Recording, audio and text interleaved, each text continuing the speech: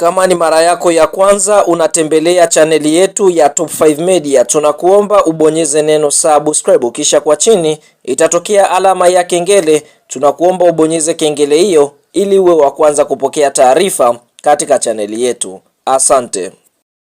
Yes bwana, mchezo mkubwa wa kombe la muungano pale visiwani Zanzibari ambao tumetoka kushuhudia hapo siku ya jana, ni mchezo ambao umewakutanisha watani wa jadi kati ya klabu ya soka Yanga Sports Club ambao ndio walikuwa wenyeji katika mchezo huo dhidi ya klabu ya soka ya Simba Sports Club. Timu hizi zote ni kutokea Tanzania bara, ambapo mchezo huo tunaona ulikuwa ni wa kuvutia sana, hususan katika kipindi cha kwanza, kipindi cha pili na zile dakika 30 za nyongeza, ambapo mchezo huo umeweza kumalizika kwa klabu ya soka ya Simba Sports Club kuweza kufanikiwa kuondoka na ushindi wa bao 1-0. Katika kitu cha kuvutia katika mchezo huo ni kwamba mchezo huo umeweza kuchezeshwa na mwamuzi kutokea katika nchi ya Kenya. Ni kutokana na mvuto wa mchezo huu kwamba timu hizi zimekuwa zikitushana misuli pande ambapo zinakutana, ambapo tunashuhudia kwa upande mwingine katika kipindi cha kwanza klabu ya soka Simba waweza kutengeneza nafasi kadhaa, lakini hawakuweza kufanikiwa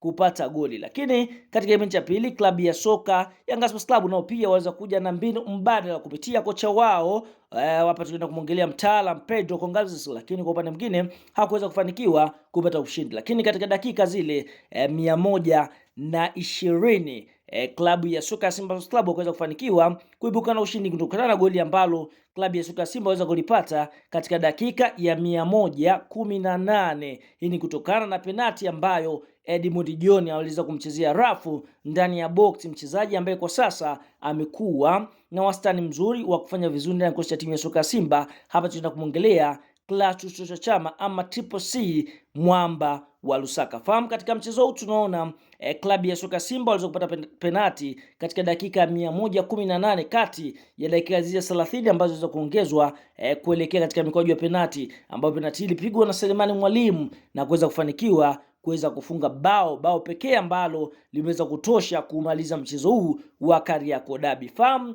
mara baada ya mchezo kumalizika tunaona klabu ya soka ya Simba Sports Club wameweza kufanikiwa kuvuna kiasi cha shilingi milioni 150 kama fedha za mshindi katika mchezo huu ambao kwa upande mwingine pale visiwani Zanzibari watu wengi walikuwa wakiusubiria, lakini Young Africans hakuweza kuondoka kapa. Wameweza kuondoka na kiasi cha shilingi milioni 100 kama fedha taslim ambazo wameweza kuzipata kama kumaliza katika nafasi ya pili. Lakini mara baada ya mchezo kumalizika kuna ofa mbalimbali ambazo wachezaji wameweza kuzipata, huku Rushan De Reuck akaweza kumaliza kama mchezaji ambaye aliweza kung'aa katika mchezo kutokana na wastani mzuri wa kuzuia. Ameweza kuondoka na kiasi cha shilingi milioni 2 kama mchezaji bora katika mchezo wa Simba Sports Club dhidi ya Yanga Sports Club, yani man of the match katika finali hii ya Muungano Cup.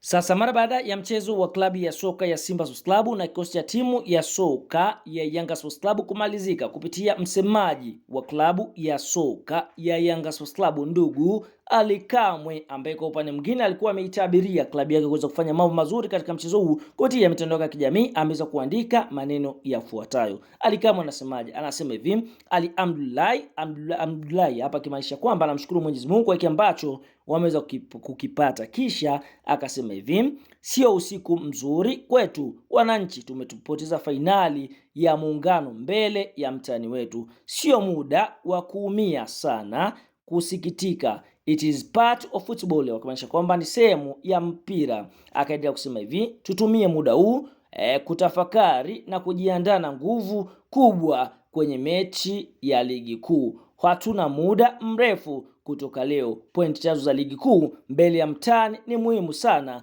kwa sasa kuliko kitu chochote kile. Hapa alikama anamaanisha kwamba wao wanaelekea mchezo ya ligi kuu ya NBC dhidi ya Simba. Kwa hiyo anahamisha kwamba kuelekea tarehe 3 ya mwezi wa 5 mwaka 2026 kwamba wao ndio nguvu kazi ambazo wameiwekeza, sio kuumia katika mechi hii ya muungano dhidi ya Simba Sports Club. Ndio hicho ambacho alikama ameweza kukifunguka baada ya mchezo huu kumalizika.